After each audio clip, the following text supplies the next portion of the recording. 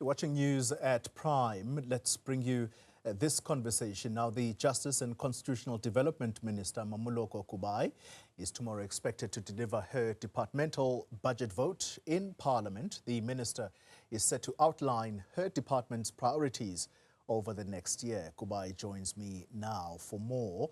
And we're also going to put the questions to the minister about the state of South Africa's criminal justice system. Minister, good evening to you.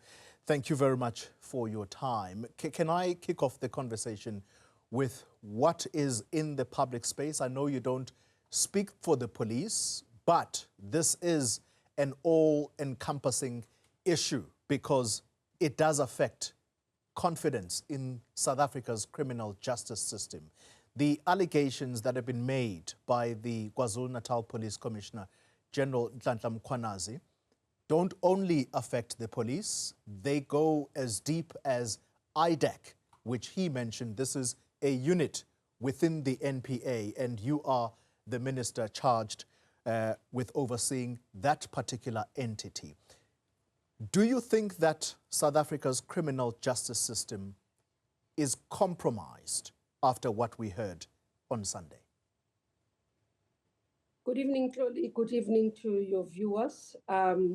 I think the matters that relates to what General Mkhwanazi has raised has been noted by the state. And the head of state has requested that all of us exercise restraint, especially those that are cited, those that institutions that fall under them, exercise restraint and allow him space to be able to get the reports, get all of us to account, those that institution fall under them and those that are individually requested to account, and therefore he will be able to give proper direction. So I fall within that restraint, Oli and the viewers. Unfortunately, I would not be able to make any comments on this matter and allow the head of state to ask everybody that is responsible, everybody that is involved, to be able to account to him, and he, as the head of state and the person that we operate our departments under the authority in terms of delegated powers, can be able to give us a proper direction. Yeah, I take to heart what you're saying, Minister, and I'm not going to push further. However, I do have one final question around this, given that you are not commenting on it, and that is that you are the custodian of justice in South Africa. When people hear such a high-ranking police officer making serious allegations against not only his fellow colleagues within police management, but against the executive authority, which is the minister, a fellow colleague of yours, South Africans are going to naturally ask themselves questions. Are we under a mafia state? How do you reassure South Africans tonight that they are still within a constitutional democracy that has not been captured by the criminal underworld? Only commenting on that without facts, without information, I do not have the power to call advocate. I do not have the power to call General Mkhwanazi and ask questions. As the head of state said, we must exercise restraint. I would be able to comment after I have been also informed what the nature of issues are.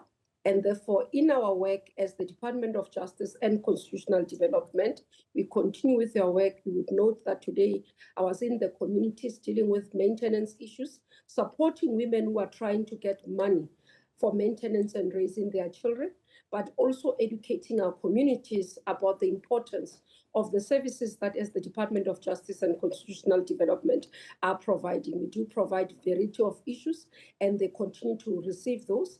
Today, in one of the courts, we've been able to see a nurse being prosecuted and sent to life sentence, those that are dealing with initiation, illegal initiation, and that's the work that we continue to advocate for. The courts continue to run and be able to give justice to the communities, those who approach our offices and those who go to the services that we provide, they continue to receive them. So let's talk about the key priorities, therefore, as you prepare to outline your department's priorities ahead of your budget vote. Talk to us about what your key priorities are for the next year. It's this financial year that is going to end. You'd note that budget delayed. So it's the financial year that started in the beginning of April, 1st April 2025. It will end in 2026. Part of what we are committing ourselves, there's been an outcry in terms of our work in master's offices. This is where senior citizens or those who are bereaved go to get letters of authority in terms of being able to get the support so that they are able to bury their loved ones. It's an office that deals with liquidation. In terms of the companies that are going under, is the office that deals with guardian fund, protection of children, and being able to fund the children that have been left by their parents and the money that is left with us. This is an office most of the time, Tony, that has been plagued by inefficiencies.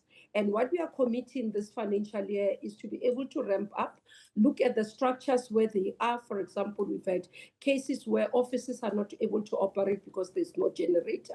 So we're sorting out the operational efficiencies, and that's what we are committing.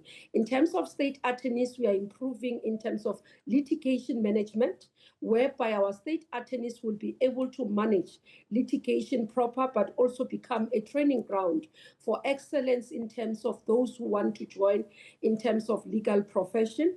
And also what we are going to do this year is to separate those that are dealing litigation that is dealing with Constitutional Court and SCA standalone. So we'll be establishing those teams in this financial year.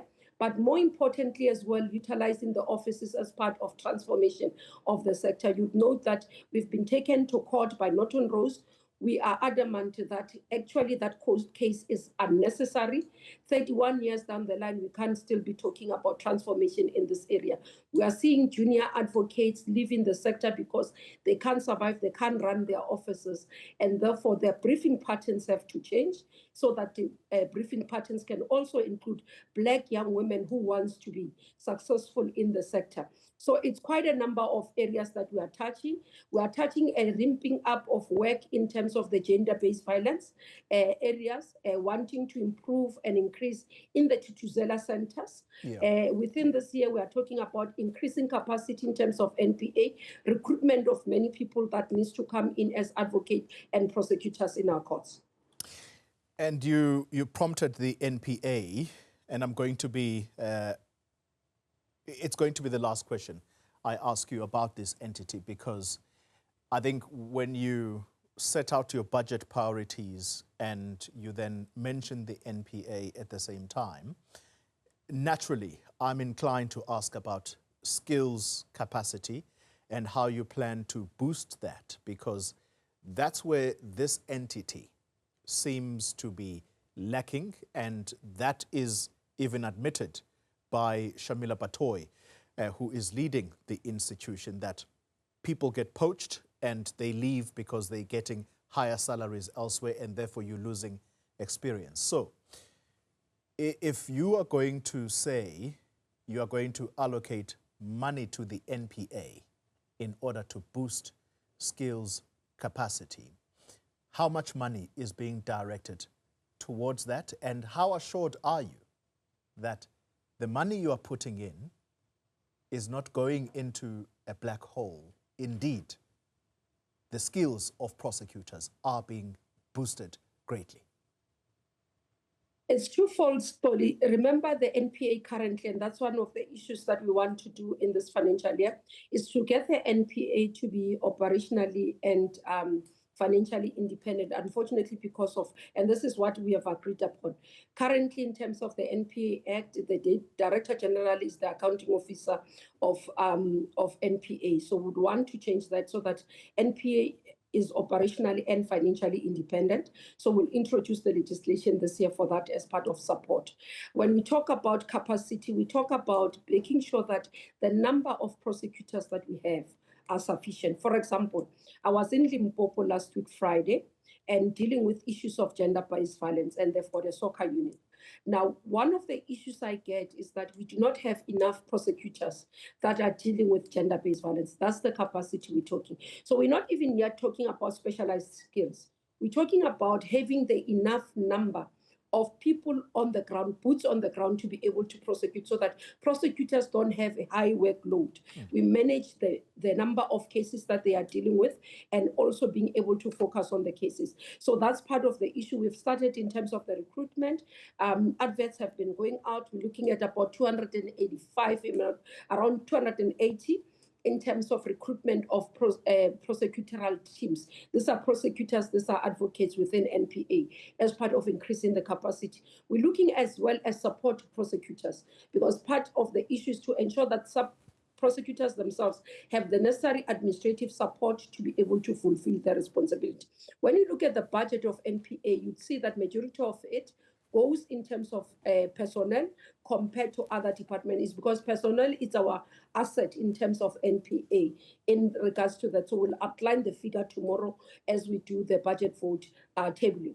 The other area as well is the young prosecutors program that is there to introduce young people who want to participate in prosecuting in terms of the team.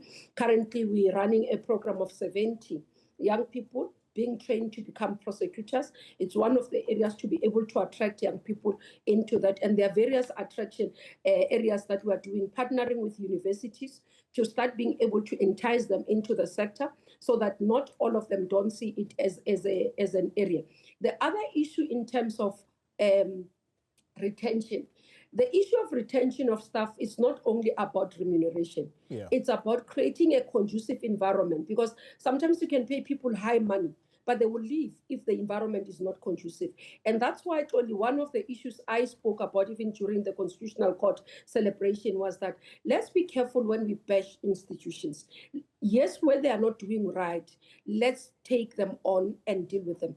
But no one would want to remain in an institution where everybody says this institution is not correct, because these are professionals. They will leave and go to private sector. And that's why my appeal was that where there are problems, let's deal with the problems. If it's an individual, let's deal with an individual, but let's not create an environment that is not conducive, that we end up losing people. Mmamoloko Kubayi, thank you very much for your time tonight. The Minister of Justice and Constitutional Development.